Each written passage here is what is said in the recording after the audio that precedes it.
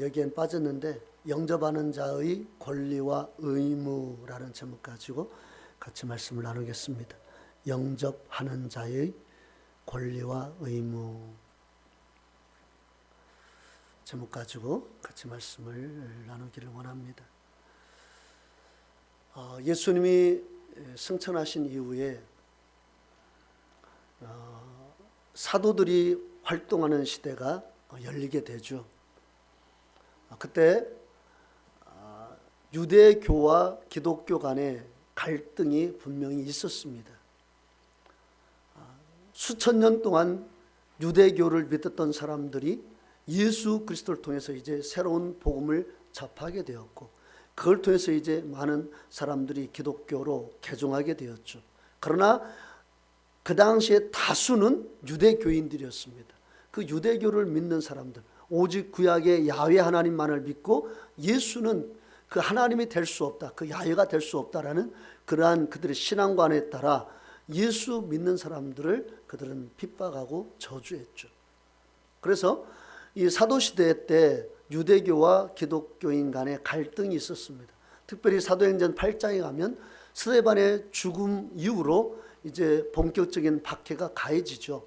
그러나 우리가 알아야 될 것은 그때 핍박을 피해서 경건한 기독교인들이 세계 각처로 흩어졌지만 여전히 예루살렘과 유대에서 예배를 드리는 기독교 공동체가 있었다는 사실입니다. 그래서 사도행전 15장에 보면 이제 할례 문제를 가지고 안디옥교에 있는 이제 지도자들이 예루살렘 교회까지 오잖아요. 그러니까 예루살렘에 이 기독교 총회 본부가 있었습니다. 그래서 거기에서 할례를 어떻게 규정할 것이냐, 할례를 받아야 구원받느냐, 아니면 할례가 아니어도 복음을 통해서 구원받느냐, 이걸 가지고 이제 회의를 하게 되죠.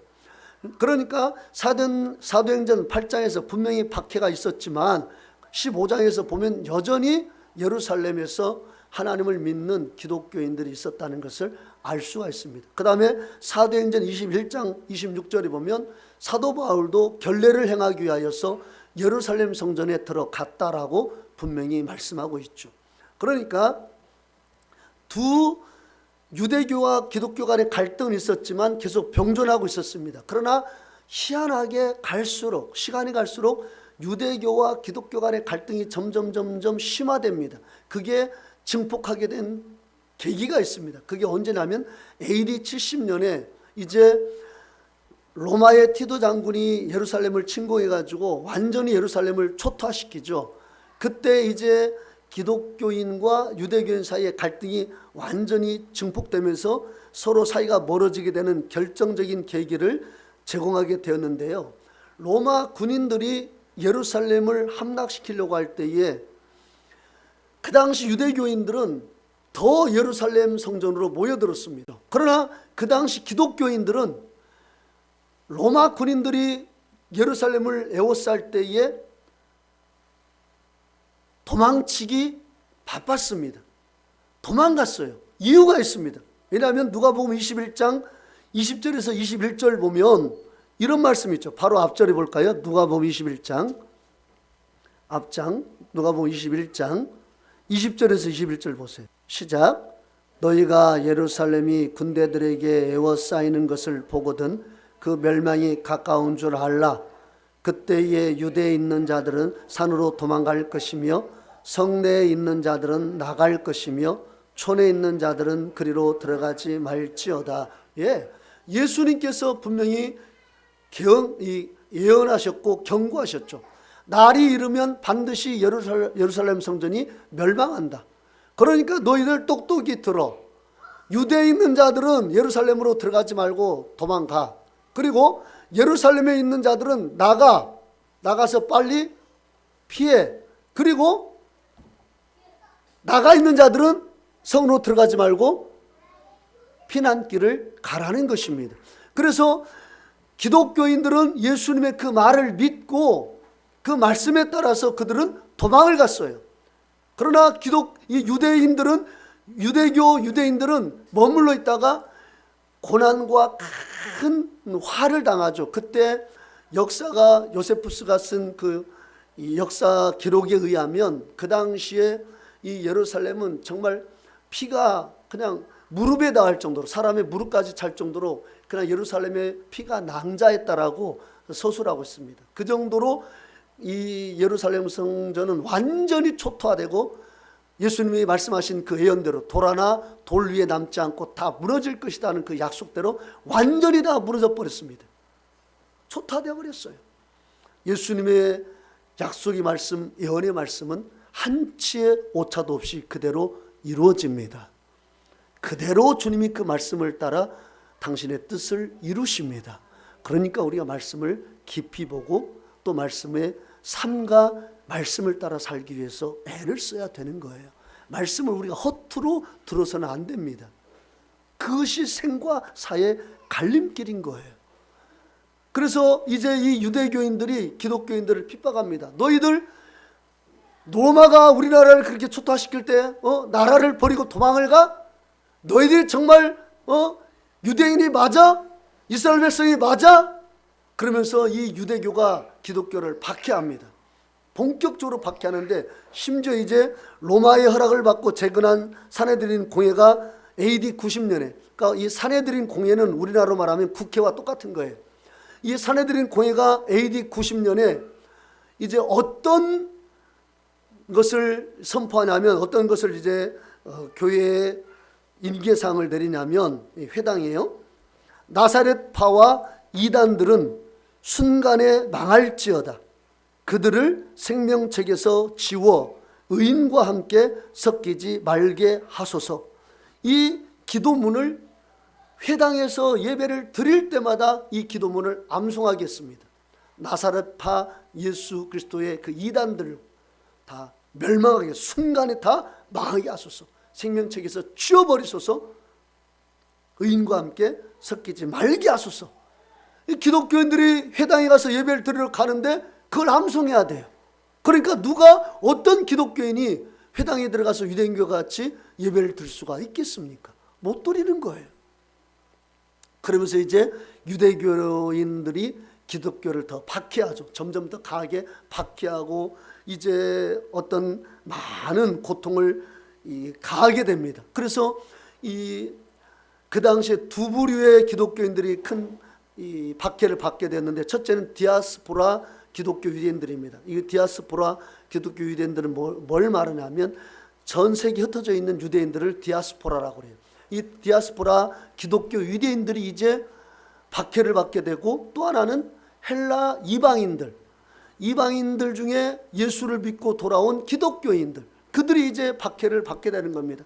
그 박해에 빠지고 어려움을 겪고 고난 가운데 노출되고 핍박이 그들 앞에 다가오니까 이제 어떤 일이 벌어지냐면 기독교를 버리고 예수를 버리고 다시 구약의 그 야훼 하나님만을 믿는 유대교로 돌아가는 사람들이 생기고, 아니면 기독교를 떠나는 사람들이 생기니까 이 요한복음을 기록한 거예요.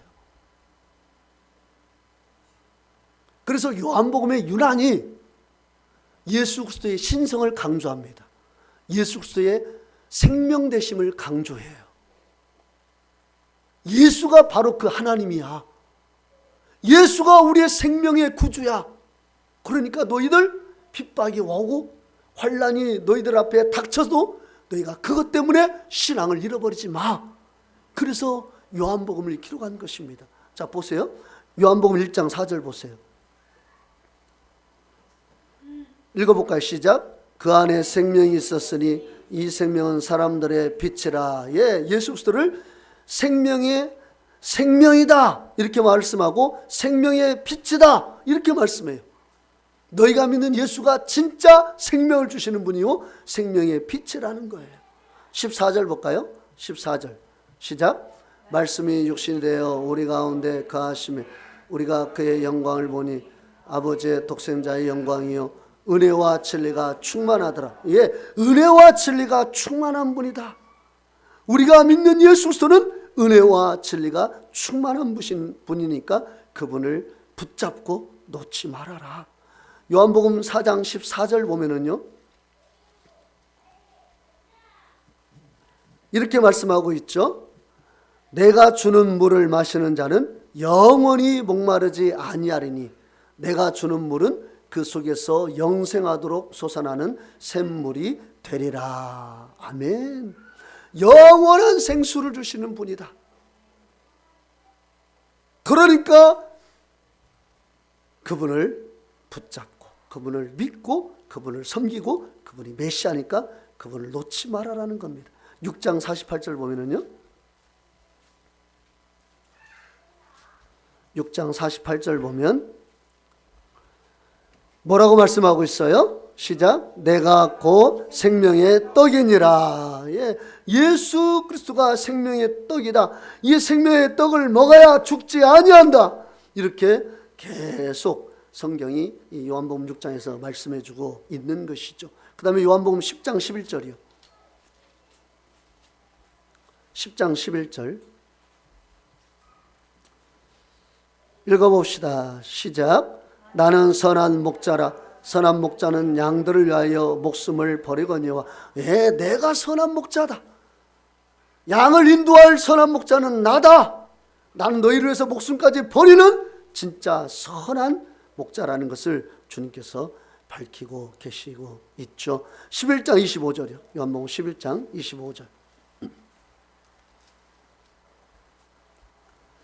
읽어보겠습니다. 11장 25절 시작.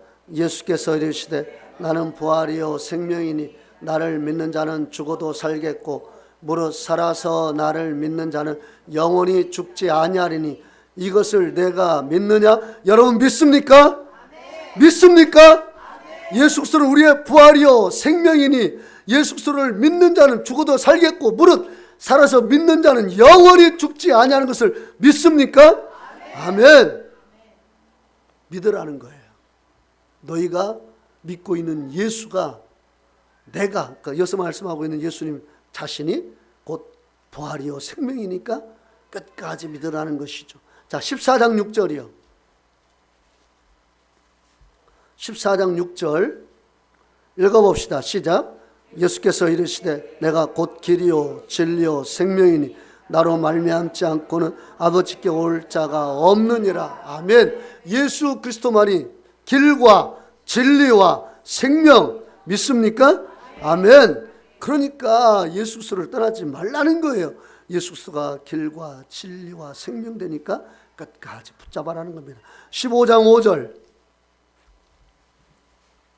15장 5절 읽어봅시다. 시작. 나는 포도나무요 너희는 가지라. 그가 내 안에 내가 그 안에 거하면 사람이 열매를 많이 맺나니 나를 떠나서는 너희가 아무것도 할 수 없음이라. 아멘. 나는 포도나무고 너희는 가지야. 가지가 떨어져 나가면 아무 쓸모가 없어. 그러니까 어떤 일이 있어도 가지에 이 포도나무 그 줄기에 너희는 가지니까 붙어 있어.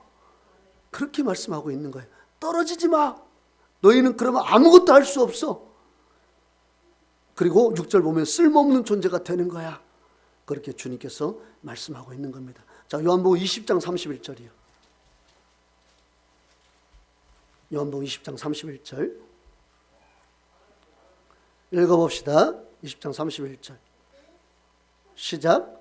오직 이것을 기록함은 너희로 예수께서 하나님의 아들 그리스도이심을 믿게 하려 하며 또 너희로 믿고 그 이름을 힘입어 생명을 얻게 하려 함이니라. 아멘.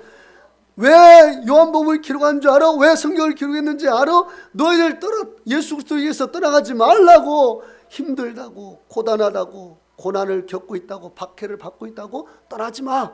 예수 그리스도가 바로 너에게 생명을 주시는 분이야. 그렇게 말씀하고 있는 겁니다. 그러므로 아무리 힘들고 어렵더라도 요한복음 20장 28절 읽어봅시다. 시작. 도마가 대답하여 이르되 나의 주님이시여 나의 하나님이시니이다. 아멘. 너희 힘들지 어렵지 고난 겪고 있지 환난 가운데 있지 예수님을 분하고 싶은 마음이 마음속에 생길 때가 있지. 그러나 그때의 도마처럼 이렇게 고백해. 예수 그리스도는 나의 주님이시여 나의 그 하나님이십니다. 이렇게 고백하라는 겁니다. 아멘. 그래서 요한복음의 구구절절 예수 그리스도가 어떤 분인가를 이렇게 자세히 말씀하고 있는 거예요. 그러나 어떤 일이 벌어졌습니까? 우리 요한복음 1장 5절 한번 볼까요?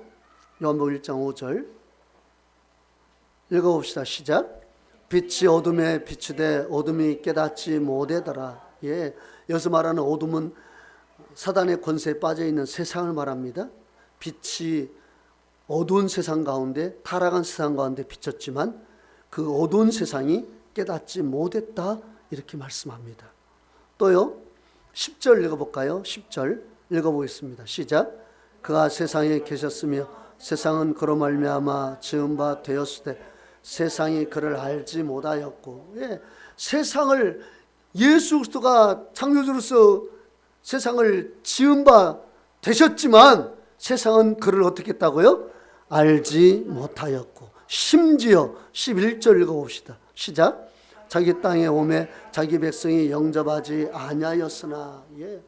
세상의 타락은 좀 이해를 할 수가 있습니다. 그러나 진짜 이해할 수 없는 것은 자기 땅에 예수님께서 오셨지만 자기 백성이 영접하지 아니했다, 이렇게 말씀합니다.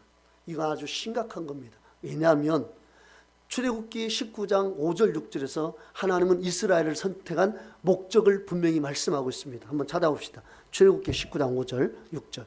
세계가 다 내게 속하였나니 너희가 내 말을 듣고 너희 민족 중에서 내 소유가 되겠고 너희가 내게 대하여 제사장 나라가 되며 거룩한 백성이 되리라.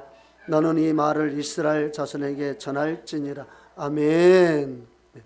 세계가 다 하나님께 속했어요. 그러나 세상은 타락하고 그들은 하나님을 떠나 있습니다. 그 세상을 구원할 목적으로 하나님께서 특별히 모든 민족 중에 너희는, 유대 민족, 이스라엘 민족은 내 소유가 되겠고 너희가 내게 대하여 제사장 나라가 되며 거룩한 백성이 되리라. 제사장이 왜 필요합니까? 죄 지은 사람들의 그 죄를 하나님께 가지고 나가서 하나님 앞에서 제사를 드림으로 그 죄가 사함받고 하나님 앞에서 죄에서 자유케 함을 누리게 하기 위해서 제사장이 필요하죠. 그 제사장 나라로 이스라엘 나라를 선택했다는 겁니다. 타락한 세상을 구원하기 위하여서, 타락한 세상을 바로 세우기 위하여서, 사단의 권세에 빠져있는 세상 나라를 구하기 위하여서 하나님이 특별히 선택한 나라가 이스라엘 나라예요. 그 나라를 통해서 세상 만민이 복을 받고 구원을 받게 하려고 그렇게 한 것입니다. 그런데 오히려 이 이스라엘 백성들이 타락한 세상 속에 휘말려 가지고 이스라엘 백성들이 오히려 자기 땅, 자기 백성에게 오신 예수 그리스도를 배격합니다. 배척해요. 오히려 어둠에 잠긴 그 유대인의 관점에서 예수 그리스도를 어떻게 보냐면 목수의 아들이다. 그는 메시아가 아니라 목수의 아들이라는 거예요. 또 마태복음 12장 24절 보면 귀신 들린 자래요. 누가 그렇게 말을 해요? 자기 땅에 와서 자기 백성들에게 그 말을 듣는 거예요. 귀신 들린 자래요, 예수님이. 누가 그 말을 했다고요? 자기 백성들. 그 다음에 요한복음 7장 12절 보면 미혹하는 자래요, 예수님이. 미혹하는 자. 목수에 불과하고, 목수의 아들에 불과하고, 귀신 들린 자에 불과했고, 미혹하는 자에 불과했습니다. 그들이 세상엔 그 타락한 문화 속에 휩쓸리니까, 그들이 하나님을 향한 믿음이 잘못되어 있으니까 그렇게 그들이 예수님을 향해서 오해하고 있는 것이죠. 그래서 오늘 본문 1장 11절 보면, 자, 다시 한번 읽어봅시다. 11절 시작. 자기 땅에 오매 자기 백성이 영접하지 아니하였으나. 예. 자기 땅에 오매 자기 백성이 영접하지 아니하였다. 이게 영접이라는 단어가 여기서 파랄 람바노라는 말입니다. 잘 기억하세요. 11절에 영접이라는 단어는 파랄 람바노라는 단어입니다. 이 단어의 뜻이 있습니다. 그건 뭐냐면 이 공동체적, 집단적, 공동체적 영접을 뜻하는 단어가 이 파랄 람바노입니다. 그러니까 예수 그리스도가 자기 땅에 자기 백성을 구원하기 위해서 오셨지만 파랄 람바노, 집단적 그리고 공동체적으로 예수 그리스도를 부인하고 영접하지 아니했단 말입니다. 여러분, 이 말씀이 참 중요한 게요, 예수님이 이 땅에 오셨을 때 처음부터 예수님은 환영받지 못했습니다. 헤롯 왕이 예수님을 죽이기 위해서 그 근동에 있는 2살 아래 모든 아이들을 다 죽여버렸잖아요. 예수님은 태어나셨을 때 이 땅에서 자기 땅에서 환영받지 못했고, 또한 죽을 때에도 환영받지 못해서 죽은 것입니다. 그게 누굽니까? 소수입니까? 소수예요? 말씀해 보세요. 소수에 의해서 예수님이 죽임을 당하셨습니까? 다수예요. 집단적, 공동체적으로 환영받지 못했다니까요. 몇 사람만 환영했어요. 자기 백성에게 왔어요. 믿음이 없는 자를 말씀하고 있는 게 아니에요. 하나님을 믿는다고 하는 자들, 하나님을 잘 믿는다고 하는 자들, 심지어 11조도 그냥 온갖 것을 다 11조로 드리는 그 믿음 좋다고 하는 바리새인들, 서기관들, 그 모든 종교 지도자들, 무리들, 그들이 예수님을 환영하지 않았습니다. 자, 그러면 생각해 보세요. 다수가 예수님을 환영하지 않고 예수님 부인했으니까 그 예수님 가짜입니까? 그 예수님이 말씀하신 믿음 가짜 믿음입니까? 예수님이 말씀하신 신약의 그 모든 말씀 다 거짓된 말씀입니까? 여러분 어떻게 생각하십니까? 아니죠. 다수가 아무리 어떤 말을 한다 할지라도 예수님 말씀은 진리입니다. 아멘? 그게 중요한 거예요. 그게.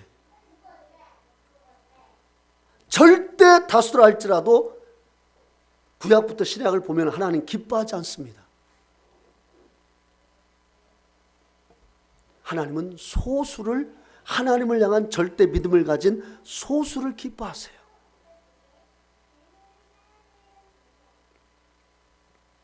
그래서 고린도전서 10장 5절 보면 이렇게 말씀하고 있죠. 한번 찾아볼까요? 그러나 그들의 다수를 하나님이 기뻐하지 아니하셨다. 그래서 그들이 광야에서 멸망을 받았다라고 성경은 말씀합니다. 다수예요. 오직 여호수아와 갈렙만 가나안 땅에 들어갈 수 있었고 멸망을 면할 수 있었습니다. 그리고 20세 이하로만 구원을 받을 수가 있었습니다. 그 이후로는 다 다수가 광야에서 죽임을 당했습니다. 그런데 이것은요, 우리에게 교훈을 주기 위하여서 기록됐다라고 말씀하고 있어요. 11절 보세요. 11절 시작. 그들에게 일어난 이런 일은 본보기가 되고 또한 말세를 만난 우리를 깨우치기 위하여 기록되었느니라. 아멘. 말세를 만난 우리를 깨우치기 위해서 일부러 이 고린도전서 10장에서 이 말씀을, 이 사건을 기록해 놓은 거예요. 본보기가 되기 위하여서, 말세를 만난 우리를 깨우치기 위하여서. 우리는 다수에게 휩쓸리기 쉬워요. 다수가 그 믿음을 가지면 그 믿음이 정말인 줄 알아요. 그래서 아무런 의심도 없이 성경에서 어떤 말씀을 하고 있느냐가 중요한 것이 아니라 다수의 믿음이 어떤가가 중요해요. 그래서 다수를 따라가. 망할 줄도 모르면서 따라가요. 그들에게 일어난 일이 본보기가 되어 말세를 만난 우리를 깨우치기 위하여서 기록되었다.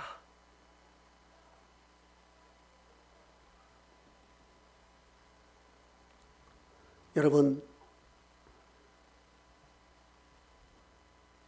주님께서 이 고린도전서 10장에서 이 말씀을 주신 것은 명확합니다. 하나님의 뜻대로 살지 않는 다수, 믿는다고 하지만, 성경책을 가지고 다니고 믿는다고 하지만 하나님의 뜻대로 살지 않는 다수, 하나님 기뻐하지 아니한다. 비록 작은 수라 할지라도 이 시대 하나님을 향해서 정말 하나님의 뜻을 이루기 위하여서 몸부림치는 그 사람들이 이 시대의 빛과 소금이요 하나님의 희망이요, 하나님은 그들에게 당신의 뜻을 이루시고 그들이 인류의 빛과 소망이며 인류의 구원의 역사를 이룰 하나님의 백성이라는 사실입니다. 그러니까 여러분, 우리가 이거 잘 생각하셔야 돼요. 다수의 숫자에 속아서는 안 됩니다. 우리 마태복음 15장 보세요. 마태복음 15장, 신약성경 맨 처음에 마태복음 15장 3절 보세요. 자, 읽어보겠습니다. 시작. 이르시되 너희는 어찌하여 너희의 전통으로 하나님의 계명을 범하느냐. 예. 사람의 전통으로 하나님의 계명을 범하는데 그게 소수가 아닙니다. 그 당시에 거의 대부분 하나님을 잘 믿는다고 하는 종교 지도자들과 그 사람들이 그렇게 믿고 있었어요. 그들은 사람의 전통을 하나님 계명보다 더 귀하게 여겼습니다. 그래서 사람들의 말이 그들의 신앙에 주류를 이뤘던 거예요. 그때 예수님은 그들의 믿음을 신랄하게 비판하시면서 그게 정답이 아니라고 말씀하죠. 자, 다시 본문으로 가서요. 예수님이 자기 땅에 오셨지만 자기 백성이 영접하지 아니했습니다.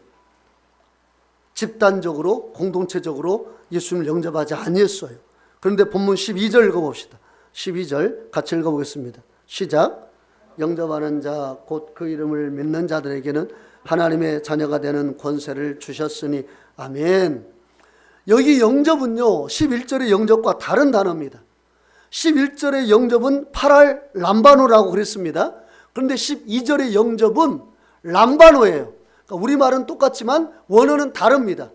이 12절의 영접이란 단어의 뜻은 뭐냐면 개인적인 영접이에요. 여러분, 그렇습니다. 집단이 잘못된 믿음을 가지고 있고 잘못된 길로 걸어간다 할지라도 구원은 개인의 믿음으로 이루는 거예요. 그래서 이게 진짜 중요한 겁니다. 하나님은요 집단으로 구원하지 않아요. 하나님은 내가 어떤 믿음을 가지고 있느냐, 그 개인의 믿음을 가지고 그 사람의 믿음이 하나님 앞에 합당하면 하나님 그를 구원하시고, 합당하지 않으면 개별적으로 하나님은 개별적으로 심판하시고 개인적으로 구원하시고, 병을 고칠 때도 주님이 일일이 개인적으로 고치셨다라고 성경은 말씀하고 있습니다.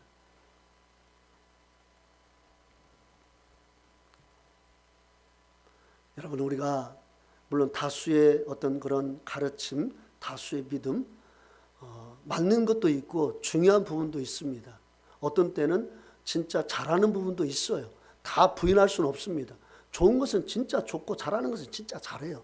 그러나 우리가 하나님을 향한 그 이 구원의 말씀으로 들어갈 때는 이게 참 너무나 마음 아픈 일들이 많이 벌어지고 있어요.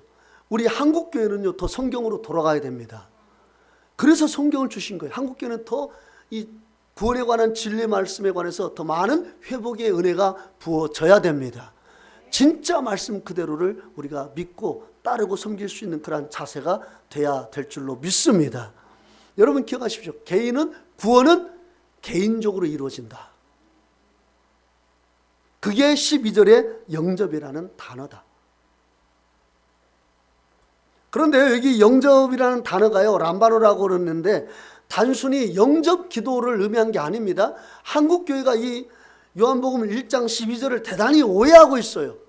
영접하는 자라고 그랬는데 많은 분들이 영접 기도하는 자가 구원을 받는다라는 식으로 생각해서 그냥 영접 기도만 하고 끝내버리는 그러한 분들이 너무 많아요. 이거 아닙니다.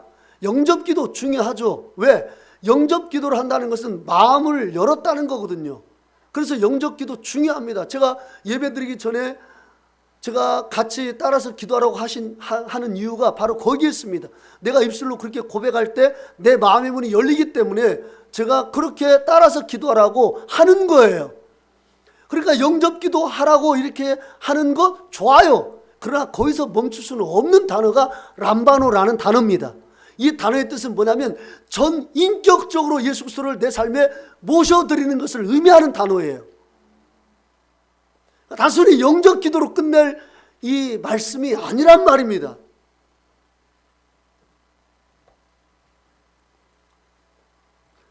그래서 본문 13절 보면은요 이렇게 말씀하고 있죠. 한번 읽어봅시다. 시작. 이는 혈통으로나 육정으로나 사람의 뜻으로 나지 아니하고 오직 하나님께로부터 난 자들이니라. 아멘. 여기 참 중요한 말씀이 기록되어 있죠. 여기 보면은 혈과 육으로 난 사람이 나오고 하나님으로부터 난 사람이 나옵니다. 자, 예수님을 진짜 영접한 사람은, 진짜 예수 그리스도와 하나 되는 사람은 13절 보니까 하나님께로부터 난 자들이다 이렇게 말씀하고 있어요. 이게 중요한 구절입니다. 진짜 중요한 구절이 12절 13절에 기록되어 있는 거예요. 자, 그렇다면 여기 먼저 13절에 혈과 육은 하나님 나라, 하나님으로부터 난 자들이 아니라는 것을 먼저 명백하게 말씀하고 있고 난 다음에 영접한 자가 하나님께로부터 난 자라고 성경은 말씀하고 있습니다. 맞습니다. 우리 고린도전서 15장 50절 한번 볼까요? 형제들아 내가 이것을 말하오니 혈과 육은 하나님의 나라를 얻을 수 없고 또 썩는 것은 썩지 아니할 것을 유업으로 받지 못하느니라. 아멘. 여기 보니까 혈과 육은 하나님의 나라를 이어받을 수 있습니까? 없습니까? 없어요. 아멘. 그러니까 내가 사람의 자녀로 태어났어요. 저희 부모가 있다란 말이에요. 여러분 다 부모 밑에서 태어났죠. 그러나 여러분이 그 상태로는 천국 갈 수 없다란 말입니다. 이 사람의 자녀로 태어난 그 상태로는 천국 갈 수 없어요. 다시 태어나야 된단 말이에요.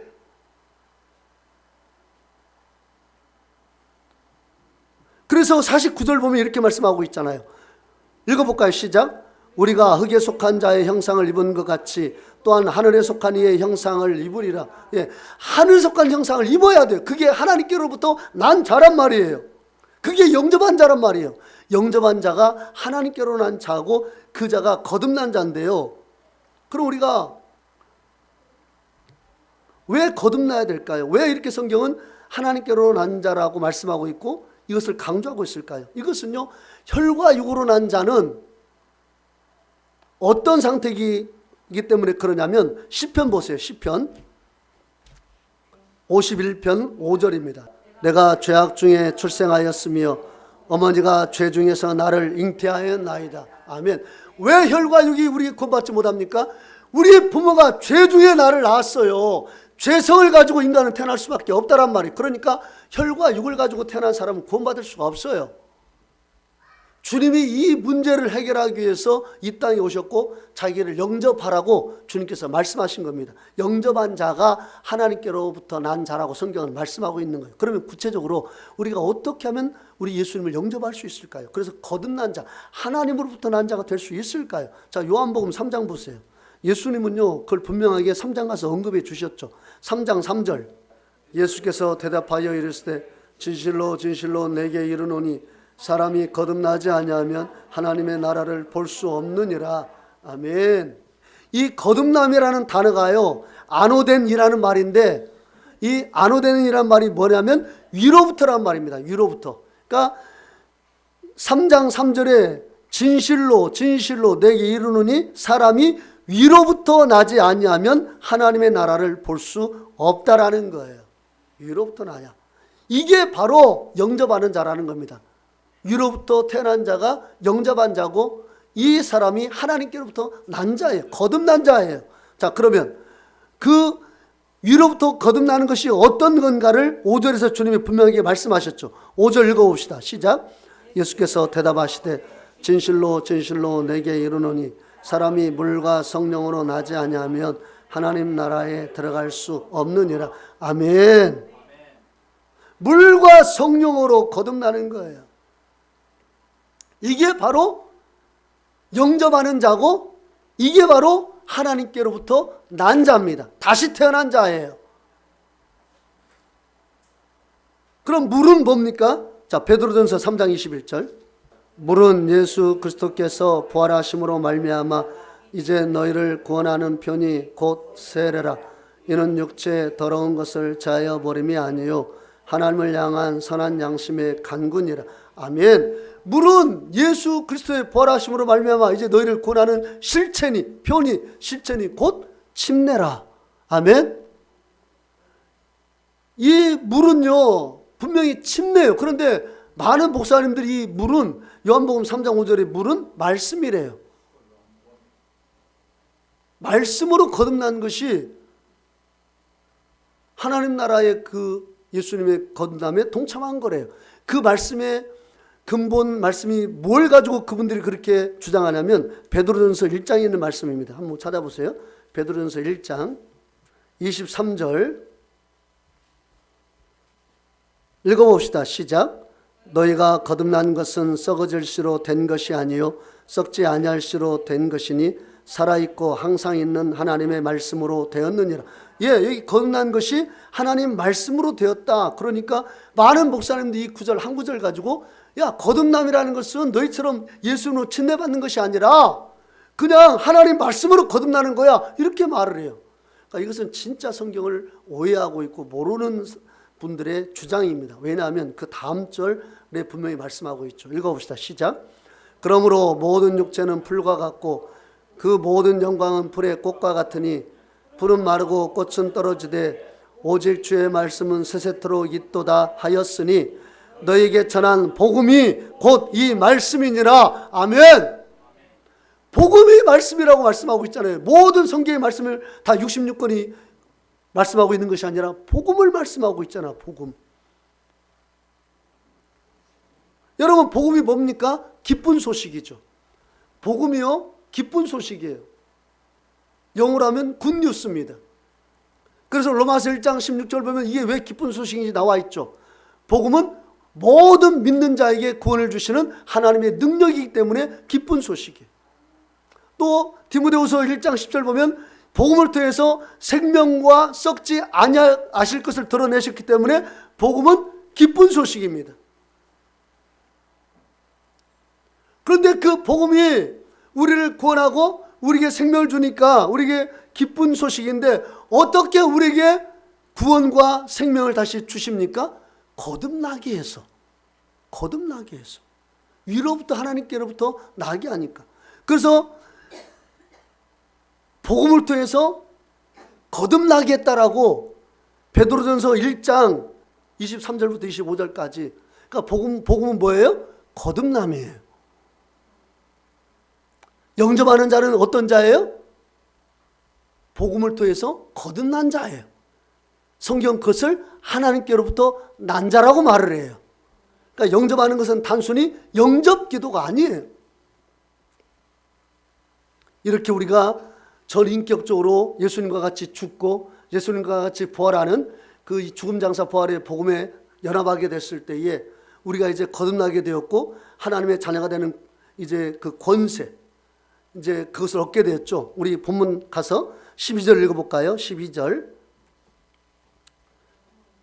요한복음 1장 12절 읽어보겠습니다. 시작. 영접하는 자 곧 그 이름을 믿는 자들에게는 하나님의 자녀가 되는 권세를 주셨으니 아멘. 여기 보니까 물과 성령으로 거듭난 이 사람은 예수님을 전 인격적으로 받아들인 사람이기 때문에 영접한 사람이고 그 이름을 믿는 자입니다. 그러니까 예수님을 전 인격적으로 받아들인 사람이 영접한 자고 믿는 자예요. 그 이름을 믿는 자입니다. 그리고 그런 사람에게 하나님의 자녀가 되는 권세를 주셨다. 이렇게 말씀하고 있죠. 여기 권세라는 단어가 헬라어로 엑수시아란 말인데요. 이 엑수시아는 권리, 권위, 권세를 의미하는 단어인데요. 앞뒤 문맥을 고려할 때 사실 권세보다는 권리가 더 어울리는 단어입니다. 그러니까 영접하는 자, 즉 복음을 통해서 물과 성령으로 거듭난 자는 하나님께로부터 난 자가 되었는데 그 자는 하나님의 자녀가 되는 권리를 합법적으로 얻게 되었다는 겁니다. 우리 세원이와 세인이는 합법적인 저의 자녀입니다. 이것들이 버릇이 없어서 제 걸 다 써버려요. 그래도 저는 합법적인 내 자녀니까 그냥 뭘 써도 그냥 그게 신경질 나는 일이 아닌 거예요. 왜? 합법적인 자녀니까 내가 누리는 것을 아이들이 누리는 거예요. 나의 어떤 가지고 있는 권력이 클수록 나의 자녀들도 합법적으로 부모에게서 태어났기 때문에 그 권리를 같이 누리는 겁니다. 그런데 제가 별로 우리 아이들에게 누리게 해줄 만한 게 없어요. 그러니까 우리 아이들이 야, 우리 아빠 진짜 대단하다, 이런 뭐 자부심 가질 만한 게 없어서 문제이지, 만약에 여러분이 대통령의 자녀로 태어났다, 그럼 합법적으로 대통령 자녀의 권리를 누리게 되는 겁니다. 그때는 뭐 어쩔 수가 없어요. 누리는 거예요. 그러니까 영접하는 자, 즉 복음을 통해서 거듭난 자에게는요, 하나님의 자녀의 합법적인 권리가 주어지는 겁니다. 그 사람에게 하나님이 어떤 약속해 주셨습니까? 로마서 8장 17절 보세요. 자녀이면 또한 상속자 곧 하나님의 상속자요 그리스도와 함께한 상속자니 우리가 그와 함께 영광을 받기 위하여 고난도 함께 받아야 할 것이니라. 아멘. 상속자가 되었다. 우리가 자녀의 권리를 합법적으로 거둔한 자는 없기 때문에 이제 상속자가 된 겁니다. 하나님의 상속자요 그리스도와 함께 상속자의 영광을 누리게 된다는 거예요. 그래서 예수님께서 누리는 그 모든 영광을 우리도 같이 누리게 된다는 사실입니다. 이게 바로 영접하는 자에게 주어지는 권리입니다. 하나님께로부터 났기 때문에 하나님이 너는 이제 내 자녀야.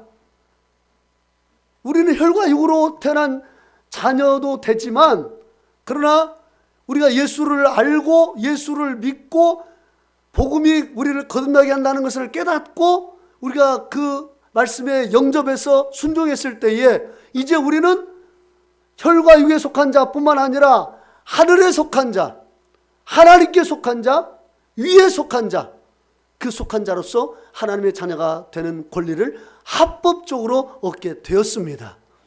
그러니 우리가 이 땅에서 조금 내가 사는 것이 뭐 어렵고 조금 내가 뭐 세상 사람보다 많은 걸 누리지 못해도 예수 믿는 사람은 내가 예수 안에서 합법적으로 하나님의 자녀가 되었다는 그 권리를 가지고 당당하게 살아야 돼요. 당당함을 잃어버리면 안 됩니다. 너 뭐 그렇게 당당해? 누가 우리에게 물어본다면 나 예수를 믿으니까. 내가 예수 믿고 합법적으로 하나님의 자녀가 되는 권리를 얻었으니까. 그게 뭐야? 내가 알려줄까? 내가 그걸 알려줄게. 복음을 전하면 되는 거예요. 여러분 어디 가서든지 당당하게 내가 하나님의 합법적인 자녀의 권리가 있다는 것을 당당하게 드러내고 여기에 대해서 여러분 자부심을 가져야 됩니다. 이건 너무나 큰 거예요. 이건 예수님이 죽으시고 부활하셔야만 이룰 수 있었던 엄청난 복음이기 때문에 우리는 당당해야 되고, 이것 때문에 우리가 예수 믿는 것을 그냥 어렵게 생각한다든지 아니면 그냥 예수 믿는 것을 내가 드러나지 않는다? 우리가 예수님 부끄러워하면 예수님도 우리를 부끄러워한다고 그랬잖아요. 부끄러워하지 마세요. 왜 부끄러워합니까? 당당하게 드러내셔야 전도할 기회도 열리는 것이죠. 그러나 한 가지 기억하십시오. 영접하는 자에게 복음을 통해서 이 하나님의 자녀의 권리도 주셨지만 또 하나님 자녀의 의무도 주셨다는 사실입니다. 하나님 자녀로서 빛과 소금으로 사십시오. 너는 왜 그렇게 사니? 야, 좀 불법적으로 살아도 되지. 좀 어겨도 되지. 아니야. 나는 하나님의 자녀의 합법적인 권리를 가지고 있는 자로서 의무도 지켜야 돼. 이건 율법이 아니야. 은혜 받은 자로서 그렇게 사는 거야. 세상은 그것을 보고 예수 믿는 사람을 아주 귀하게 보는 겁니다. 여러분,